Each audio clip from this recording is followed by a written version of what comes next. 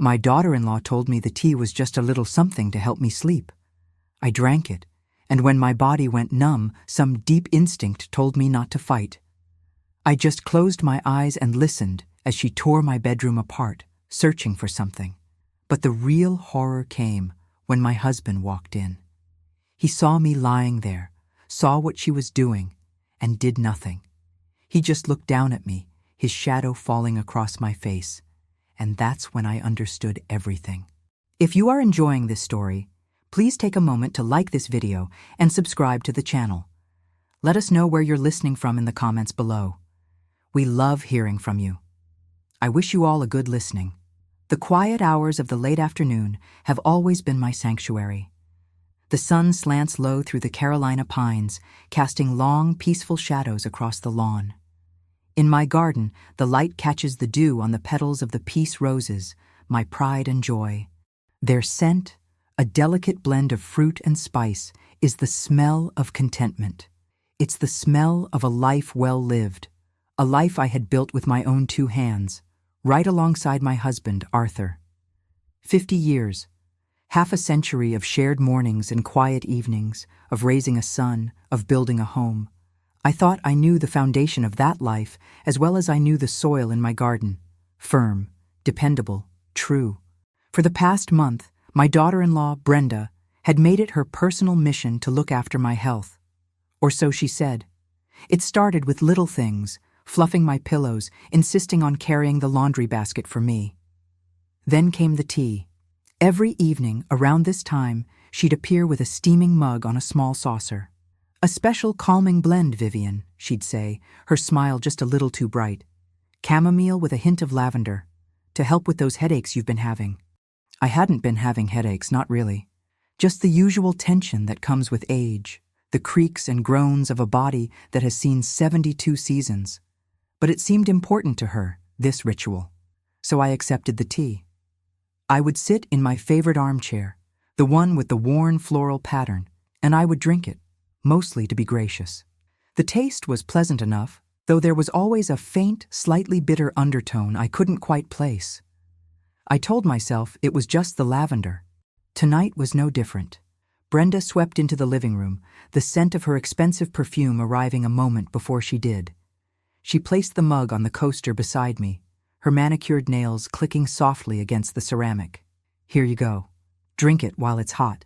I thanked her, my voice quiet. She hovered for a moment, watching me as I took the first sip. Her eyes, usually so restless, were fixed on me with an unnerving intensity.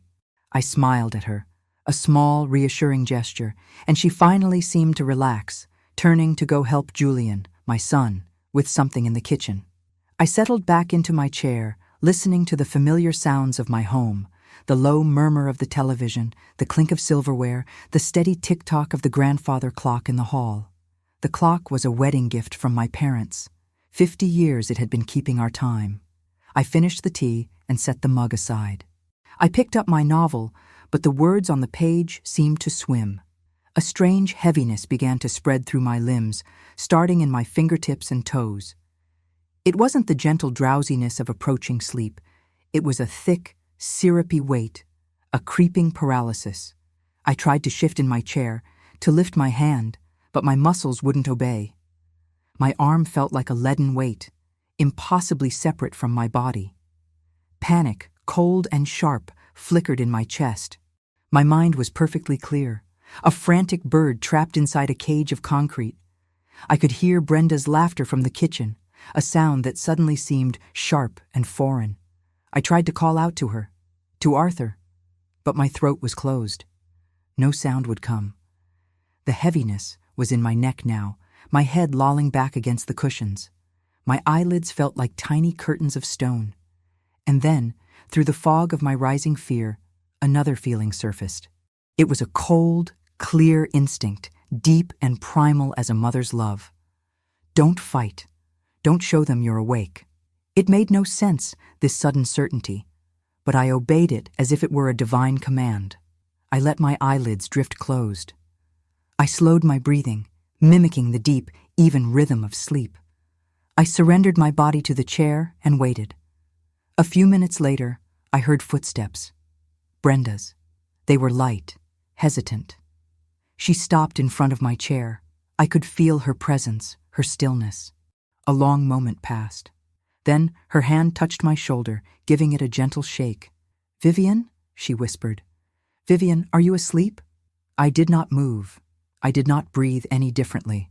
My heart was a frantic drum against my ribs, but my body was a perfect statue of slumber.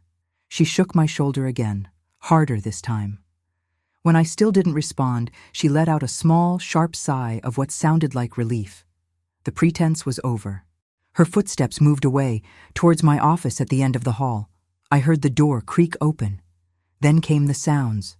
The soft slide of a desk drawer, the rustle of papers, a muffled curse of frustration. She was searching for something, desperately. My mind raced, trying to make sense of it.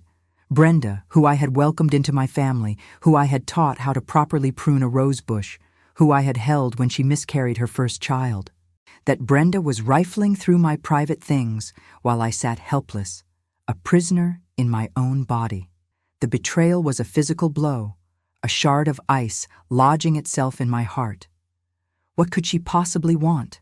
The searching grew more frantic. Drawers were being opened and closed more carelessly now. A stack of papers slid off the desk and scattered across the floor. I heard her sharp intake of breath, a sound of pure panic. She was running out of time. And then I heard them, the other footsteps.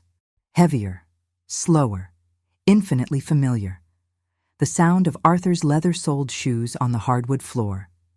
For 50 years that sound had meant safety. It meant he was home. It meant everything was all right. A wave of relief, so powerful it almost made me weep, washed through me. He would stop this. He would walk into that office and demand to know what Brenda was doing. He would protect me. He always had. His footsteps stopped at the office door. The frantic rustling inside ceased. There was a terrible, stretched silence. I imagined him standing there, his tall frame filling the doorway, his face a mask of confusion and anger. I waited for his voice, for the boom of his disapproval that would end this nightmare.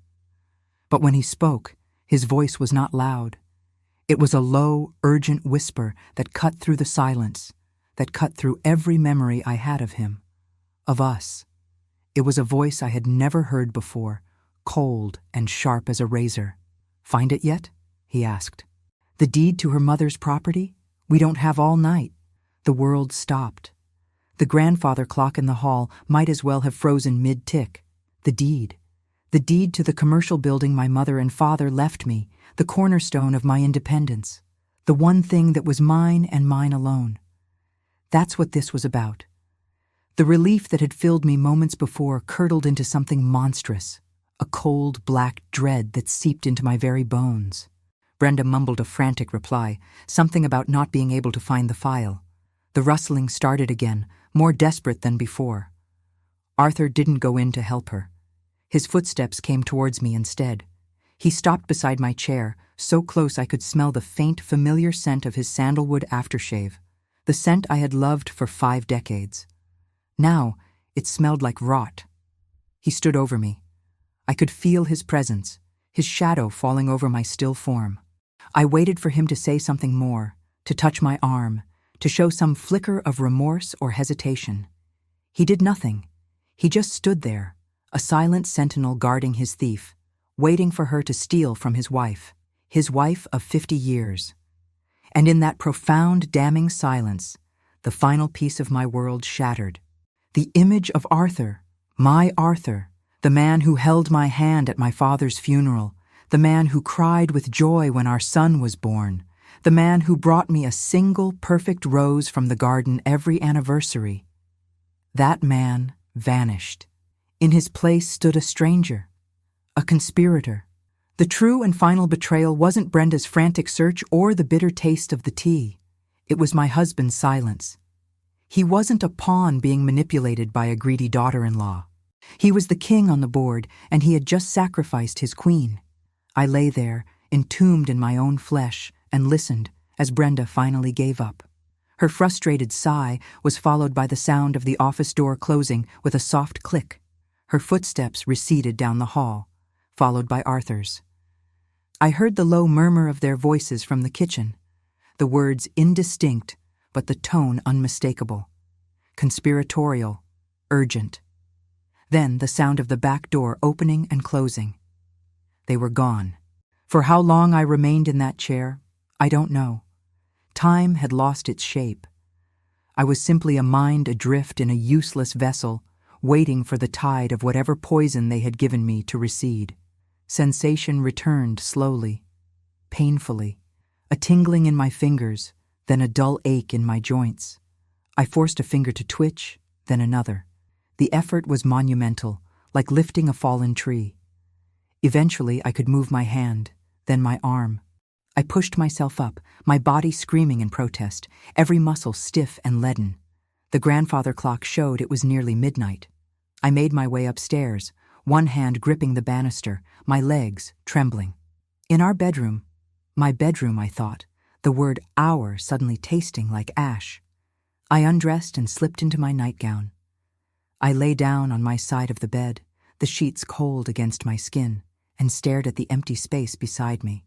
When Arthur finally came in hours later, reeking of stale whiskey, I kept my breathing even and my eyes closed. He thought he was sliding into bed next to his sleeping wife. He had no idea he was lying next to a woman he had murdered, who had somehow woken up again. The morning light felt different, colder. When I came downstairs, they were already in the kitchen, a grotesque parody of a happy family. Brenda was humming as she placed a plate of scrambled eggs on the table. Arthur was reading the paper, a picture of domestic tranquility. He looked up as I entered, his face arranged into a mask of loving concern. "Vivian, darling, you're awake. You slept so soundly I didn't have the heart to wake you." His voice, the one that had been a low, cold whisper in the dark, was now warm and solicitous. The performance was flawless. "I was so worried," Brenda added, wiping her hands on her apron. "You were completely exhausted last night. That tea must have really done the trick." I let myself lean heavily on the doorframe, playing the part they had assigned me, the groggy, slightly confused old woman. I brought a hand to my temple. I don't remember much," I murmured. "I must have been more tired than I thought." "See, I told you," Brenda said, shooting a triumphant look at Arthur. "You just needed a good rest." I sat at the table, and Arthur folded his paper. He reached across and patted my hand. His touch felt like a violation, a spider crawling on my skin. I had to use every ounce of my will not to flinch. I focused on the plate of eggs in front of me. The food looked like sawdust. Each bite was a struggle to swallow past the knot of ice in my throat. I listened to their chatter, their questions about how I was feeling, their plans for the day. It was all noise, meaningless static. Inside, a cold, quiet engine was turning over. The pain was still there, a deep, physical ache in my chest, but it was becoming something else. It was becoming fuel. They left together after breakfast, Brenda saying she had a hair appointment and Arthur claiming he had a lunch meeting with a client. A client for a business that, apparently, didn't exist. The moment the front door clicked shut, the performance ended. I stood up from the table, my manufactured weakness falling away like a cloak. I moved with a purpose I hadn't felt in years. The house was silent, but it was a loud, humming silence now, alive with deceit. Every familiar object seemed to mock me. The family photos on the mantelpiece, our smiling faces from vacations and holidays, were now portraits of lies. I walked past them, my eyes fixed on the hallway that led to my office. Brenda's cloying perfume still hung faintly in the air. She was careless. They were both careless, blinded by their own arrogance. They thought me frail, unobservant. They had forgotten that the same meticulous patience it takes to cultivate a prize-winning rose is the same patience required to notice when a single petal is out of place. And things were out of place. The top drawer of my mahogany desk was not quite closed. A volume of poetry I kept on the corner was misaligned by half an inch. The silver letter opener was lying parallel to the edge of the desk, not at its usual 45-degree angle. Small things, insignificant things. But they were a trail of breadcrumbs leading me straight to their crime. My heart hammered against my ribs as I scanned the bookshelf where I kept my important files. I knew which one they had been looking for. The file was plain, a simple manila folder labeled in my mother's elegant script, King Street Property. It was back in its place, tucked between the mortgage papers for our house and my old teaching credentials. But it had been handled. I could feel it. The edges were slightly frayed, the tab bent almost imperceptibly. I took the file to the desk, my hand steady. Inside, everything appeared to be in order. The original deed, its paper thick and yellowed with age, was on top. Beneath it were the tax records, the insurance policies, the survey maps. I went through them one by one, my mind a cold, clear machine. Everything was there. For a moment, a sliver of doubt entered my mind. Had I imagined it? Had the drug made me hallucinate his voice? No. The memory was seared into me. Find it yet? The deed to her mother's property? I emptied the folder completely, spreading its contents across the blotter. And there, at the very bottom, was something that did not belong. A single, crisp, blank sheet of legal paper. It was pristine, stark white against the aged cream of the other documents. Why would a blank sheet of paper be in this file? I picked it up. It felt smooth, heavy. I held it in my hand, my mind working, turning the question over and over. It was a tool for something. A placeholder? No. That didn't make sense. I turned it over in my hands, feeling the texture of the paper. And then my thumb brushed against something, a faint roughness, an indentation. I stood up and walked to the window, where the morning sun streamed in, bright and unforgiving. I held the sheet up to the light, angling it just so, and I saw it. My breath caught in my throat. There, pressed into the fibers of the paper, were the faint, ghostly outlines of letters. A signature, my signature, Vivian Sinclair. It was clumsy, the loops a little too wide, the final flourish shaky and uncertain. It looked like a child's attempt to copy a parent's handwriting. Someone, Brenda most likely, had placed this blank sheet under the real deed and traced my signature. Practicing, rehearsing the theft. They weren't trying to convince me. They weren't trying to trick me. They were preparing to forge my name, to steal my inheritance, the last tangible piece of my parents I had left. The intent was so clear, so vicious, it stole the air from my lungs. And as I stood there, staring at the ghost of my own name, the phantom taste of last night's tea filled my mouth. It was bitter, chemical, and sharp on my tongue. The metallic taste of betrayal. I lowered the paper from the light, the phantom signature burning an afterimage in my vision. The piece of legal paper felt impossibly heavy in my hand, dense with the weight of their intentions. I carefully placed it back into the folder, beneath the deed, and slipped the file back into its precise spot on the shelf. I moved through the office, adjusting everything, erasing the signs of Brenda's clumsy search. The poetry book, the letter opener, the desk drawer. I wiped away their fingerprints, both literally and figuratively, until my sanctuary was mine once more. But it was tainted. The whole house was tainted. Every room, every piece of furniture held the echo of Arthur's whisper. I walked back to the kitchen and sank into a chair, my body finally acknowledging the shock my mind had been holding at bay. My hands trembled.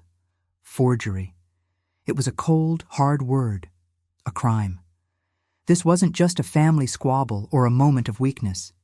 This was a calculated plot to commit a felony, with me as the victim and my own son's wife as the perpetrator. And my husband was the architect. What could I do? The question loomed, a vast and terrifying void. Go to the police? I could picture it now. Me, a 72-year-old woman, walking into a precinct and telling them my husband and daughter-in-law drugged me and tried to forge my signature. They would look at me with pity. They would see a confused, perhaps senile old woman making wild accusations against her loving family. It would be my word, the word of a woman who was supposedly asleep, against Arthur's. Arthur, the respected local businessman, the charming pillar of the community. They would have me evaluated. They would call my son, Julian, and he would back his father. He always did. I would be utterly, humiliatingly alone. No, I couldn't fight them that way. Not yet.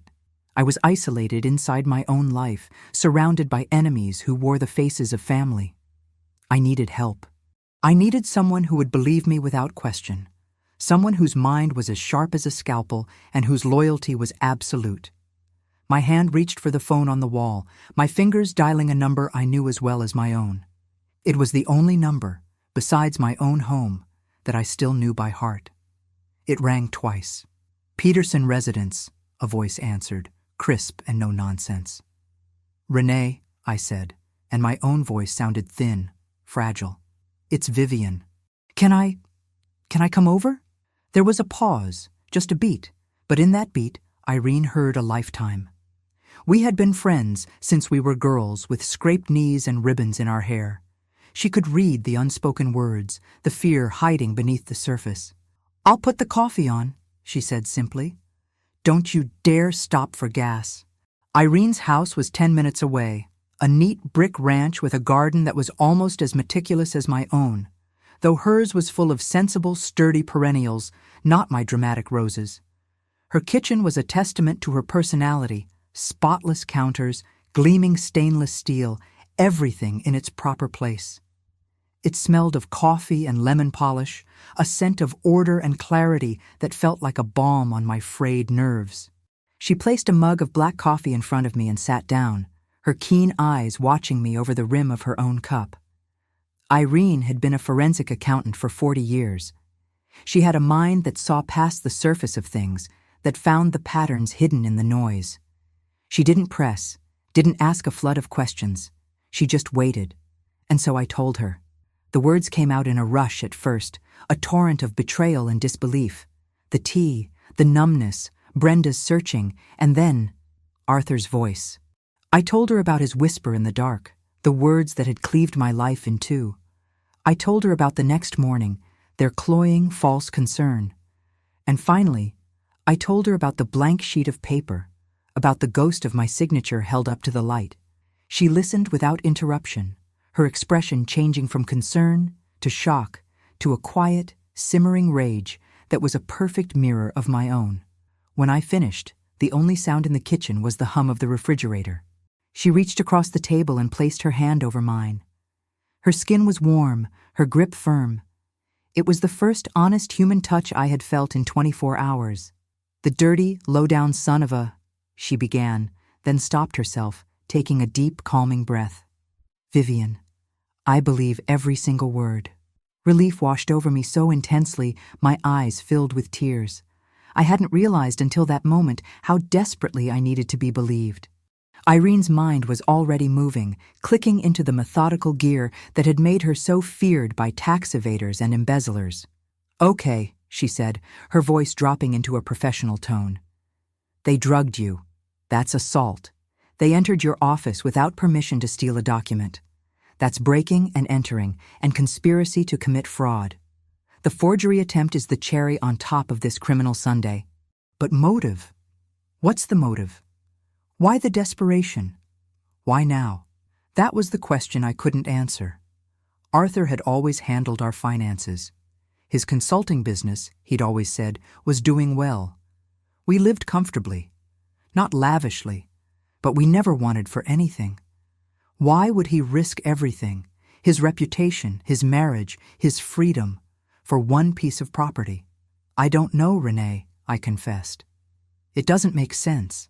"Money is always the reason," she said, her eyes narrowing. "And when people get desperate for it, they stop making sense. Give me a few hours." She stood up and went to the small office she kept off the kitchen. I stayed at the table, sipping the strong, bitter coffee, feeling the warmth spread through me. For the first time since I'd heard his voice, I wasn't entirely alone. I could hear the soft, rapid clicking of her keyboard, the low hum of the printer. Irene was at work. She was hunting. An hour passed. Then 2. The sun climbed higher in the sky. She came back into the kitchen holding a stack of papers, her face grim. She sat down and spread them on the table like a tarot reading of a doomed future. "It's worse than we thought, Viv," she said softly. "Much worse." She pointed to the first sheet. It was a business filing. Arthur's consulting firm, Sinclair and Associates, had been officially dissolved 2 years ago. "His business is a sham," Irene explained, her voice low and even. "He's been pretending to go to work every day for 2 years, but the company is gone. He's been living a lie." My blood ran cold. 2 years of fake meetings, of non-existent clients, of stories about deals he was closing. The deception was deeper and older than I could have imagined. The next sheet was a list of public records. Liens. Multiple liens against him personally, from suppliers, from the bank, from the IRS. The numbers were staggering. She slid another document in front of me, a credit report she had somehow managed to access through one of her old professional subscriptions. It was a sea of red. Maxed out credit cards, defaulted loans, accounts and collections. "Vivian," Irene said, her voice gentle but firm, "he's not just in debt. He's drowning in it. By my quick calculation, he owes over $500,000. He's bankrupt. Utterly, completely bankrupt." I stared at the numbers, but they didn't compute. They were abstract, unreal. $500,000. How? When? The man I had shared a bed with for 50 years was a stranger, a fraud, a desperate man playing a part. Irene tapped the last document she'd printed. It was a property assessment for the King Street building. My building. "This is his only way out," she said, connecting the final piece of the puzzle. "The property is in your name alone, inherited free and clear. There's no mortgage on it. It's a clean asset. If he could get control of it, use it as collateral, or even force a sale, it would be just enough to pay off his most pressing debts. It wouldn't save him, not really, but it would buy him time. It would keep the wolves from the door and let him keep up the charade a little longer." The room seemed to tilt. So this wasn't about greed, not in the simple way I'd imagined. It wasn't about Brenda wanting a new car or a bigger house. This was about survival. This was about a man so terrified of his own failure, so desperate to maintain the facade of success he had built, that he was willing to drug, betray, and steal from his own wife to save himself. He wasn't just sacrificing me to build a legacy. He was sacrificing me to avoid the public humiliation of his own ruin. I drove home from Irene's under a sky the color of a fresh bruise. The world looked the same, the familiar streets, the manicured lawns of my neighbors, but it was as if I were seeing it through a warped piece of glass. The man I had married, the life I had lived, were illusions. Arthur wasn't a monster who had appeared overnight. He was a stranger I had been living with for at least 2 years, maybe longer. The bankruptcy, the lies, the desperation, it all formed a new, horrifying picture. His solicitous concern for my health, his encouragement of Brenda's constant hovering, it wasn't about control. It was about creating a narrative. The narrative of a frail, failing old woman who needed to be cared for, whose affairs needed to be managed. "So what are you going to do?" Irene had asked, her hand still resting on the pile of damning evidence. "I'm going to play the part he's written for me," I had answered, the words coming from a place of cold clarity I didn't know I possessed. "I'm going to be the confused, tired, forgetful wife he needs me to be. And I'm going to watch him." And so the performance began. For weeks I lived inside the lie. I moved through my days in a fog of feigned fragility. I would forget where I put my reading glasses. I would ask Arthur the same question twice in the space of an hour. I let my hand tremble slightly when I poured my coffee. I allowed a look of vacant confusion to cross my face when he spoke of finances or current events. I was the perfect picture of gentle decline, and they drank it in like thirsty travelers finding an oasis. Their relief made them careless. Arthur's pretense of going to work continued, but his days grew shorter.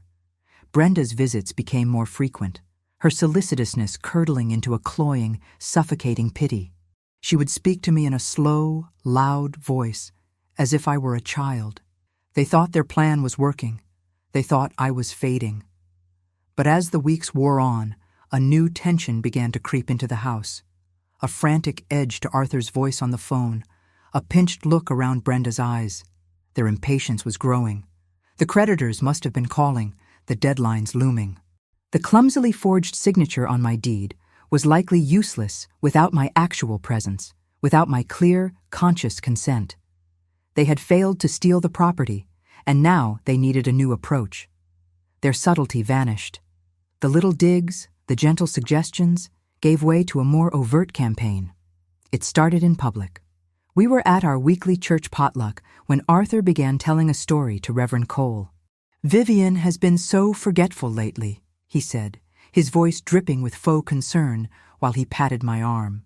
"The other day, she put the car keys in the refrigerator. Can you believe it?" He laughed, a warm, booming sound, and the small circle of friends laughed with him. It was a funny little anecdote about a quirky old woman, but it was a lie, a seed he was planting in the minds of our community. I just smiled, a vague, pleasant expression on my face, and let him paint his picture. A few days later, the brochures appeared. They were glossy, expensive pamphlets left strategically on the coffee table. The Willows at Lake Norman, luxury senior living. Magnolia Gardens, premier assisted care. Page after page of smiling, silver-haired seniors playing shuffleboard and taking watercolor classes. It was a message, delivered with all the subtlety of a sledgehammer. This is where you belong. This is where we want to put you. I would pick them up, flip through them with a placid curiosity, and set them back down without comment. Inside, a cold fire was banking its embers. The final blatant assault came on a Tuesday afternoon. The air was thick and heavy with the promise of a thunderstorm. Arthur and Brenda called me into the living room for a family meeting. The phrase itself was an insult. Julian was nowhere to be seen, conveniently absent as always when something unpleasant was afoot. They sat me down on the sofa, one on either side of me, like bookends of betrayal. Arthur had a leather folio on his lap. He opened it with a somber gravity, as if he were about to deliver a eulogy. "Vivian, honey," he began, his voice a low, syrupy murmur. "Brenda and I have been talking, and we're worried about you." Brenda nodded eagerly, her face a mask of practiced sincerity. "We just want what's best for you, Vivian. We want to make sure you're taken care of, that you have nothing to worry about ever again." My heart was a block of ice in my chest. I sat there, my hands folded calmly in my lap, and let their words wash over me. The storm broke outside, a low rumble of thunder echoing in the distance. Arthur pulled a document from the folio. It was several pages long, clipped together, filled with dense legal language. He placed it on the coffee table in front of me, next to the brochure for Magnolia Gardens. "I had my lawyer draw this up," he said. "It's a power of attorney." The phrase hung in the air, charged and dangerous. I knew what it meant. It meant control. It meant surrender. "It's just to make things easier, honey," he continued, his eyes boring into mine, searching for any sign of resistance. "So I can handle the bills and the investments without bothering you with all the little details. It gives me the ability to manage your accounts, to make decisions on your behalf." "It's just a formality," Brenda chimed in, her voice bright and reassuring. "To protect you, to protect your legacy." My legacy, the one he was trying to liquidate to pay off his secret debts. The audacity of it, the sheer breathtaking hypocrisy, was almost magnificent. They were trying to gaslight me into signing away legal control over my own mind, my own life. They weren't just trying to steal a piece of paper from me anymore. They were trying to steal me. They wanted to erase my name and write theirs over it. I looked down at the document. I could see the line at the bottom waiting for my signature. My shaky, forgetful, incompetent signature. This was their checkmate.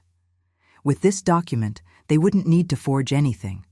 They could sell my property, drain my accounts, and commit me to a home, and it would all be perfectly legal. They would have everything. The insult was so profound, so utterly dismissive of the woman I was, of the intelligence I still possessed, that it burned through the last vestiges of my grief.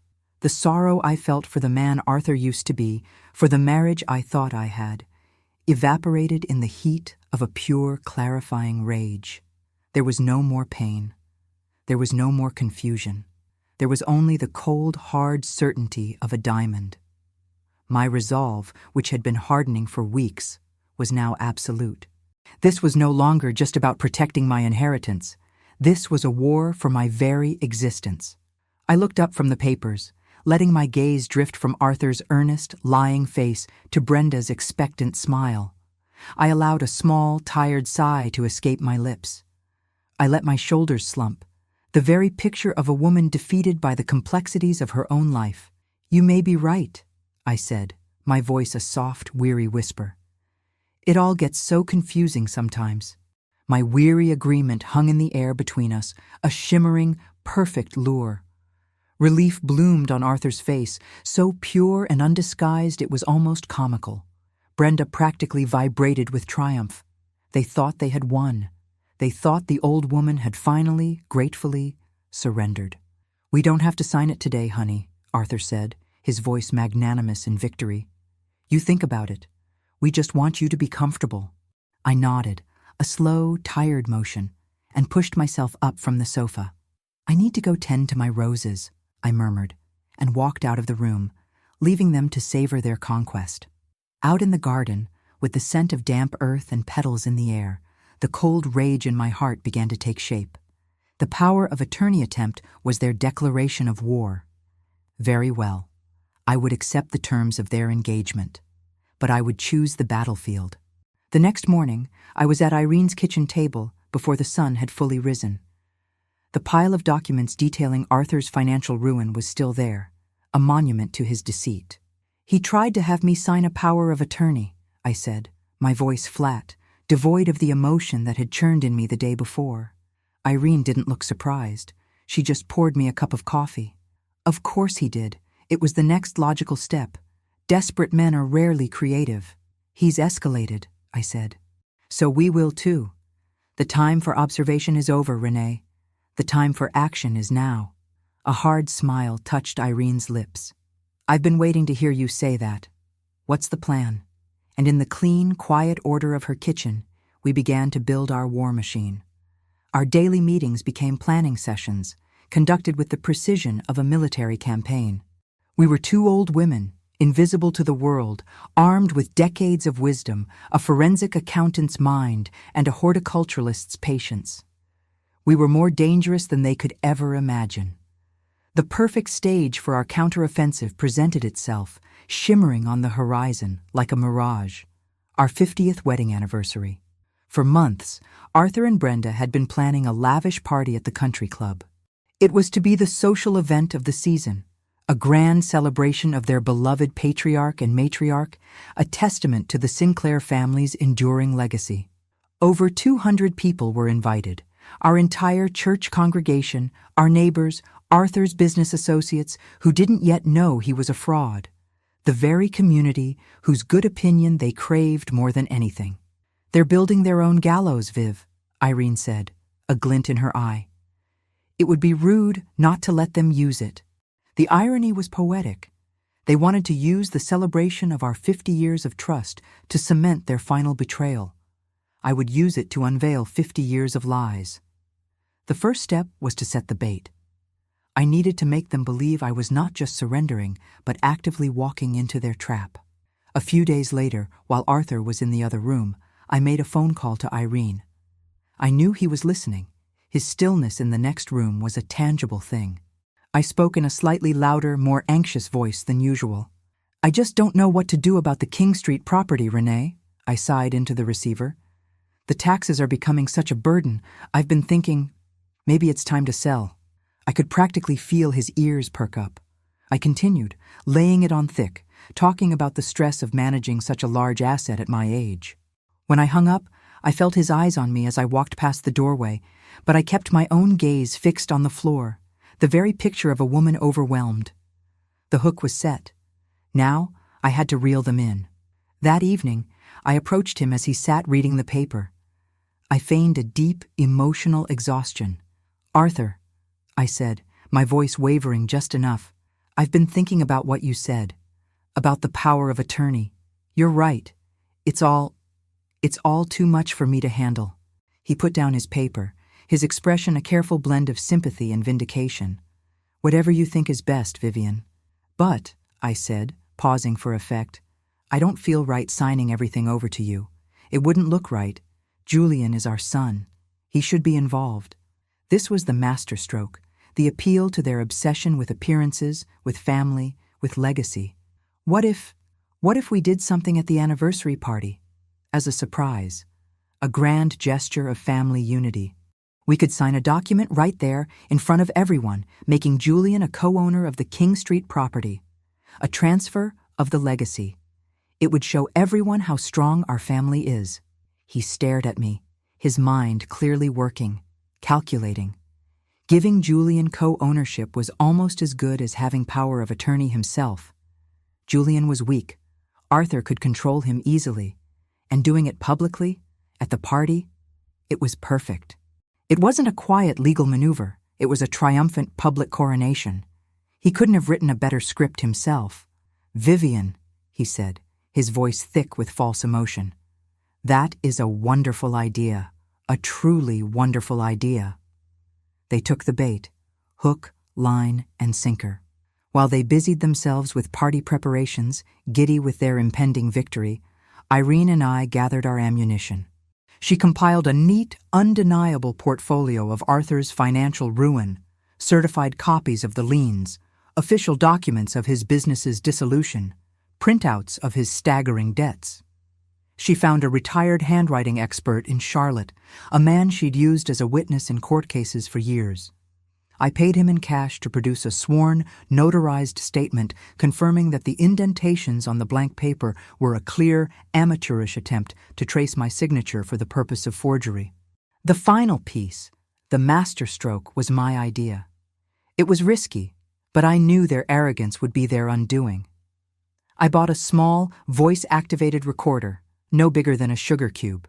One afternoon, when I knew Brenda was coming over to discuss the party menu, I slipped it deep into the horsehair stuffing of a decorative cushion on the living room sofa, the very sofa where they had presented me with the power of attorney. I waited until they were both there, sitting together, flush with confidence. I brought them iced tea, my own blend, no special ingredients. "I'm so glad we're doing this," I said, playing the part of the relieved matriarch. "I feel so much better knowing Julian will be able to help you manage things, Arthur. I was so worried about what would happen if I got any worse, you know? With my memory, that was all the prompting they needed." "It's for the best, Vivian," Brenda said, her voice dripping with condescension. "Once Julian is on the deed, it will be so much easier for Arthur to leverage it to secure our finances. We can finally get things back on track." "Brenda," Arthur warned, shooting her a look. But the dam of their arrogance had broken. "Oh, she doesn't understand any of this anyway," Brenda waved a dismissive hand.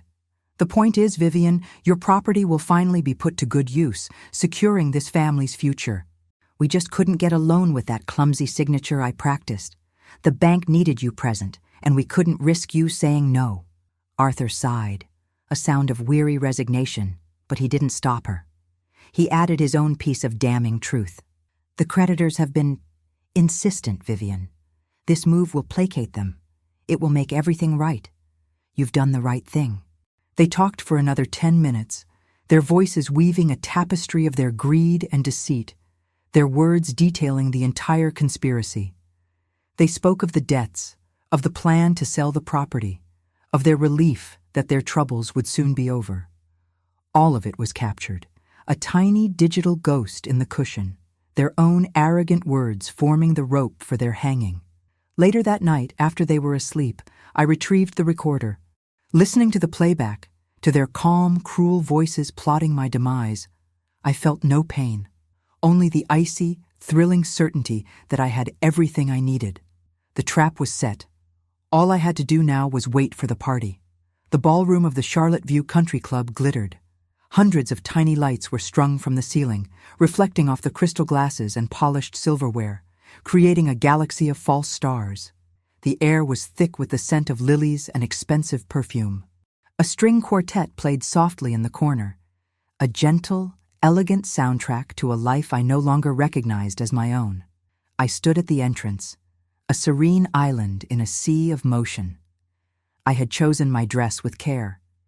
It was a deep sapphire blue, the color of twilight, simple and elegant.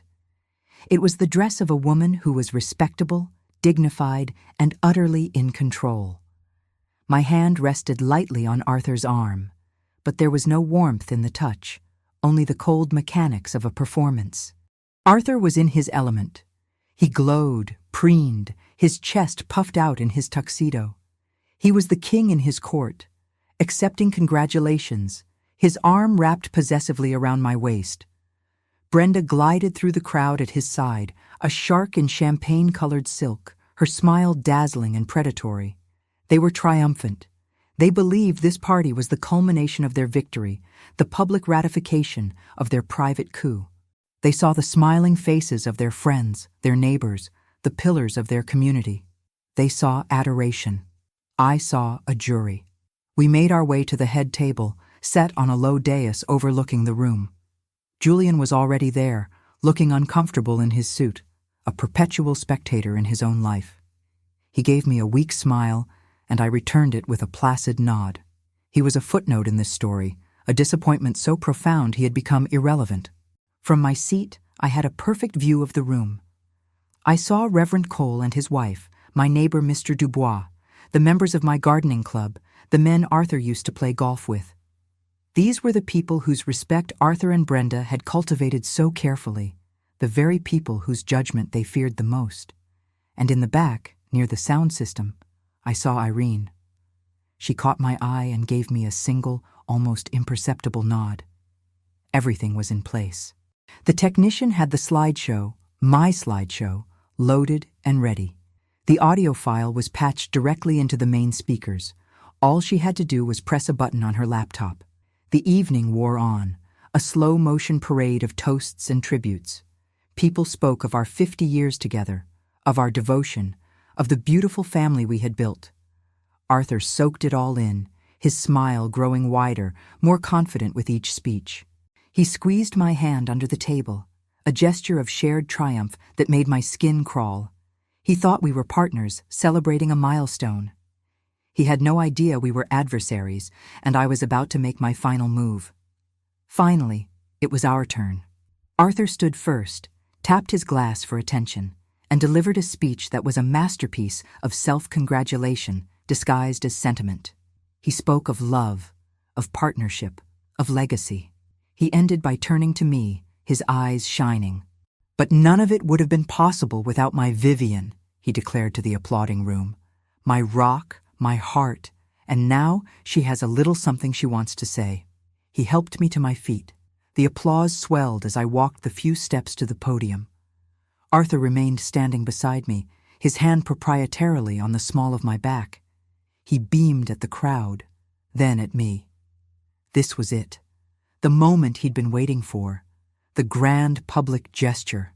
"Thank you, Arthur," I said, my voice clear and steady, amplified by the microphone. It carried to every corner of the silent, expectant room. The large screen behind me, which had been displaying a tasteful monogram of our initials, went dark, ready for the slideshow of memories. 50 years, I began, my eyes scanning the faces before me. Half a century. When you're married that long, you think you know a person as well as you know yourself. You build a life on a foundation of vows. Vows of love, of honor, of trust. I paused, letting the word hang in the air. I glanced at Arthur. He was still beaming, patting my hand. He thought this was all part of the sentimental preamble. Then, my tone shifted. The warmth fell away, replaced by something colder, sharper. But a marriage is only as strong as its foundation, and honesty is the bedrock of that foundation. Secrets, on the other hand, secrets are like rot. They can eat away at the strongest timbers, silently, in the dark, until the whole structure is ready to collapse at the slightest touch. Behind me, the screen flickered to life, but the image that appeared was not a black and white photo from our wedding day. It was a crisp, high-resolution scan of a legal document. The words, "Notice of Federal Tax Lien," were stark and undeniable at the top. A single collective gasp swept through the ballroom. I saw Reverend Cole lean forward in his chair, squinting. Arthur's smile froze on his face. He blinked, as if trying to clear his vision, certain he was mistaken. Sometimes, I continued, my voice unwavering, the rot is financial. The next slide appeared. It was a summary of Arthur's debts, a clean, brutal list compiled by Irene, totaling over $500,000. The gasps turned into a low, shocked murmur. Arthur's hand, which had been patting mine, went still. His face had gone pale. And sometimes the rot takes the form of a plan, born of desperation. The third slide clicked into place.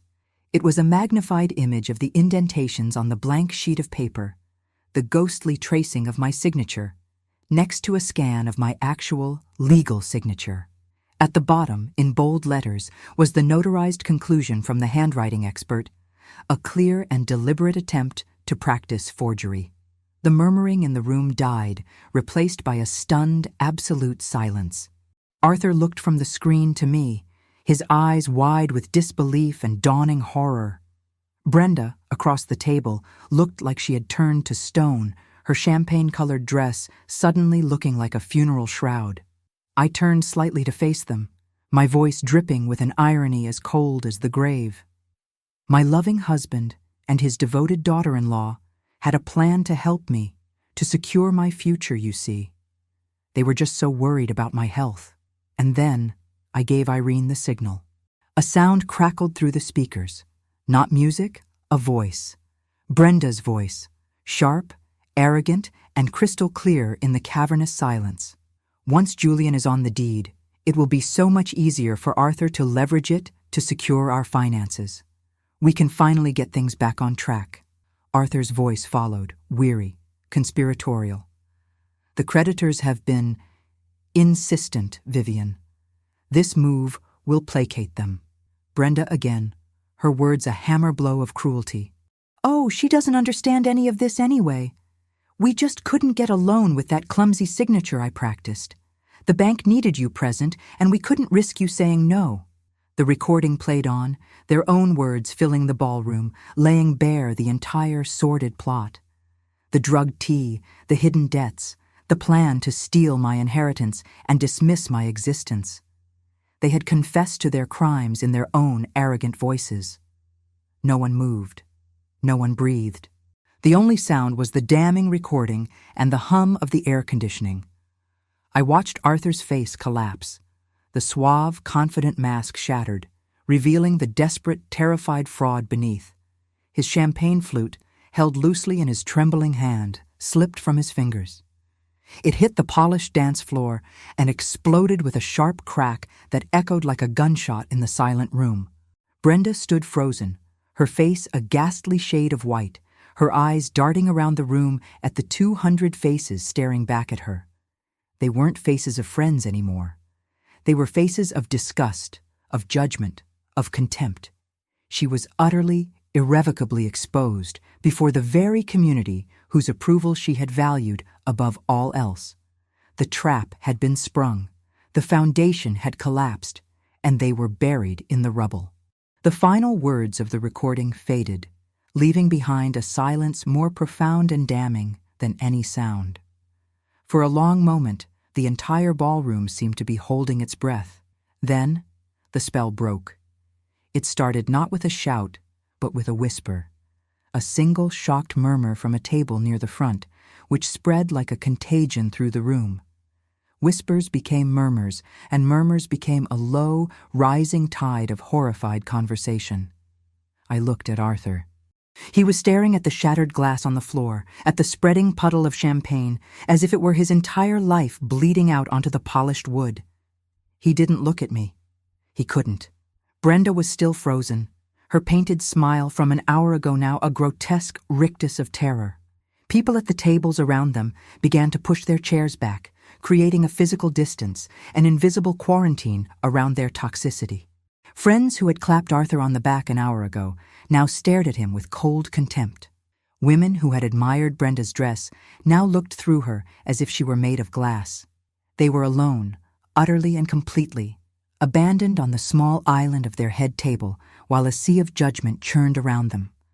I watched it all from the podium, a spectator at the demolition I had engineered. There was no triumph in me, no joy, only a vast, quiet emptiness and the grim satisfaction of a necessary task completed. I stepped down from the stage, my work done. Irene was there to meet me, her hand firm on my elbow. She guided me through the parting crowd, people stepping aside for me, as if I were a queen or a widow. Mr. Dubois, my neighbor, a man of few words, simply met my eyes and gave a slow, deliberate nod of profound respect. Reverend Cole, his face a mask of sorrow and disbelief, started to approach me, but Irene gently steered me away. There would be time for that later. Tonight was about the exit. She led me to a side door, and we slipped out into the cool night air, leaving the maelstrom of our own making behind us. We didn't look back. The next morning, the sun rose on a world irrevocably changed. I was awake before dawn, my mind clear and my purpose singular. There were no more games to play, no more parts to act. There was only the methodical work of dismantling a life and building a new one. At 9 o'clock sharp, a locksmith arrived at the house. Irene was with me, a silent, steady presence. A young lawyer she had recommended, a sharp woman named Ms. Franklin, stood beside us on the porch, a leather briefcase in her hand.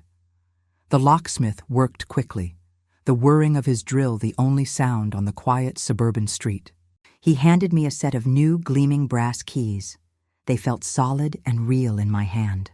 The key to my old life, the one Arthur carried, was now just a useless piece of metal.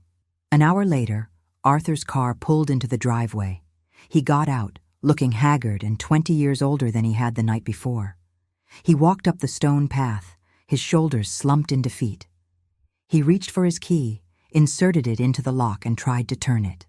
I watched through the window as he jiggled it, a flicker of confusion on his face. He tried again, harder this time. Then the realization dawned.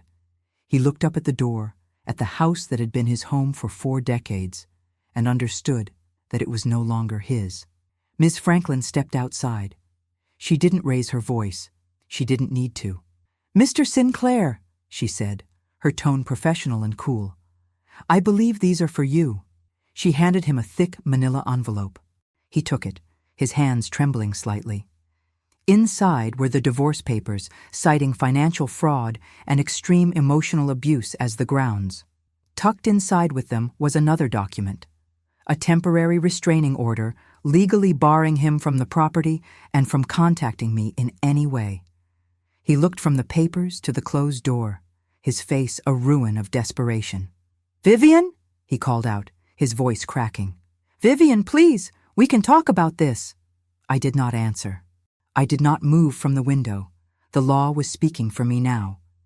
After a long, terrible moment, he turned and walked back to his car, a man with nothing left but a folder full of the consequences he had earned.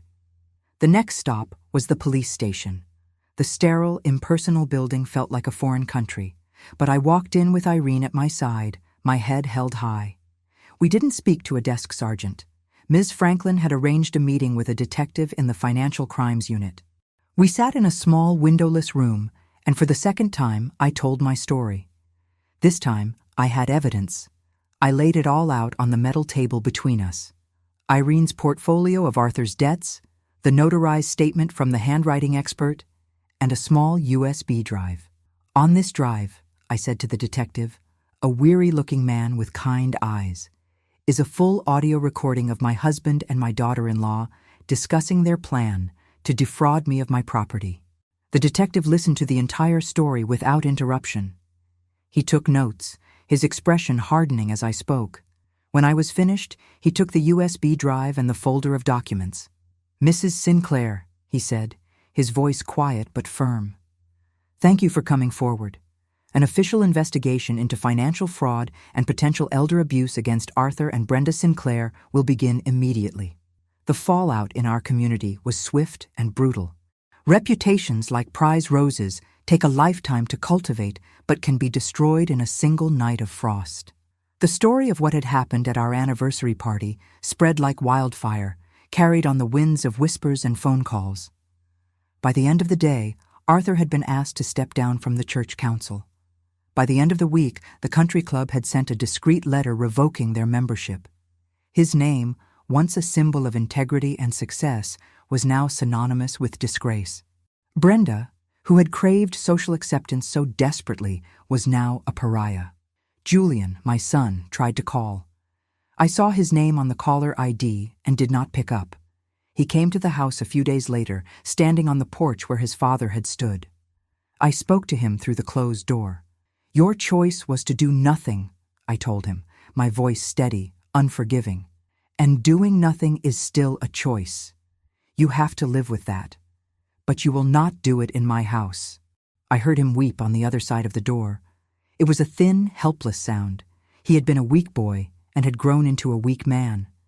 His inaction had cost him his mother, and soon it would cost him his entire inheritance. He was left in the ruins with the two people he had been too afraid to stand up to, a prisoner of his own cowardice. The life they had tried to steal, the comfortable world built on my family's legacy and supported by their lies, was now gone. They were adrift, their finances in ruins, their social standing annihilated, and a criminal investigation looming over their heads. I had taken decisive, legal, and irreversible action. The ties that had bound me to them for so long were not just frayed. They were severed, cauterized by the cold, clean fire of the law. Their ruin was absolute. 1 year later, the sunlight feels different. Here, on the balcony of my new home, it feels clean, unfiltered by the tall pines and heavy memories of my old life. I look out not over a meticulously manicured lawn, hiding a rotten foundation, but over the vibrant, sprawling green of a city park. I can hear the distant laughter of children, the gentle hum of a world that is busy and alive and wonderfully indifferent to me. It is the most peaceful sound I have ever known. The divorce was finalized 6 months ago. It was a quiet, sterile affair conducted through lawyers. There was nothing left to say. I sold the house, that grand, cavernous stage for our final act. I sold it with all the ghosts still inside, the ghost of a 50-year marriage, the ghost of a happy family, the ghost of the woman who had believed in it all. I let someone else paint over the tainted walls and tear out the bitter roots from my garden. The proceeds, combined with the untainted inheritance from my parents, were more than enough. I bought this condominium, this small kingdom in the sky, for myself. The news from my old life comes to me in snippets, through Irene, who still hears the whispers of the community. Arthur's trial is set for the fall. His assets were frozen, his reputation so thoroughly destroyed that he couldn't find a friend to post his bail. He is a man hollowed out by his own choices, living in a small, rented apartment, awaiting a judgment he can no longer escape. Brenda, I'm told, left him months ago. She packed her bags and moved somewhere out of state, disappearing in the dead of night, unable to bear the weight of the community's scorn. She had craved their approval so desperately, and in the end, she had earned their absolute contempt. My life is no longer quiet in the way it once was, a silence born of unspoken tensions and simmering lies. It is quiet in a new way, a peaceful, chosen solitude, punctuated by the warmth of true companionship. Irene and I have a standing lunch date every Thursday. Mr. Dubois, who moved into this same building a month after I did, brings me the French newspaper some mornings, and we discuss politics and poetry over croissants. My cousins from Raleigh, the ones Arthur always found excuses to avoid, now visit regularly. We fill this small apartment with laughter, with stories of our grandparents, with the easy comfort of a shared history that has no secrets. We are rebuilding the family that was always there, waiting in the wings. This morning, I made myself a cup of tea. Not the chamomile Brenda used to bring me, thick with its bitter undertones of deceit. I steeped a pot of Earl Grey, my choice, my blend. The steam rose, carrying the clean, bright scent of bergamot. I wrapped my hands around the warm porcelain mug, a simple, comforting weight. I brought it to my lips and took a sip. The warmth spread through me, a gentle, pleasant heat. And I realized, with a sudden, profound sense of release, what was missing. There was no metallic aftertaste. The phantom sensation of betrayal that had haunted my tongue for months was finally, completely, gone. There was only the taste of tea. I think now of the woman I was a year ago, the woman who sat paralyzed in her armchair, a prisoner in her own home. It feels like remembering a character from a novel I once read. I don't feel pity for her. I feel a sort of distant respect. She endured the unthinkable. She did what she had to do. But she is no longer here. That Vivian Sinclair died that night, drugged by her daughter-in-law, betrayed by her husband. From her ashes, someone else rose, someone stronger, someone wiser. Someone who understands that a 72-year-old woman is not a fragile flower to be managed, but a mighty old oak with roots that run deeper than any liar can dig. I've spent my life as a horticulturalist. I know that a garden requires constant, vigilant care. It's not enough to simply plant the seeds. You must nourish what is healthy, and you must be ruthless with what is diseased. You must pull the weeds right down to the root before they choke out all the light. My family, I see now, was a garden I had neglected, allowing the weeds of greed and deception to grow unchecked in the shadows. I have simply, and finally, tended to my garden. A soft breeze drifts across the balcony, carrying the scent of cut grass from the park below. I take another sip of my tea and look out over the city. My city. A small smile touches my lips. I feel the sun on my face, warm and real. I am at peace. I am in control. And I am gloriously, unapologetically free. I hope my story has found you well, and that it has resonated with you in some way. If you've enjoyed this journey, please take a moment to like this video and subscribe to the channel for more stories like this one. We would love to hear your thoughts, so please share them in the comments below. Thank you so much for listening, and I wish you all the very best.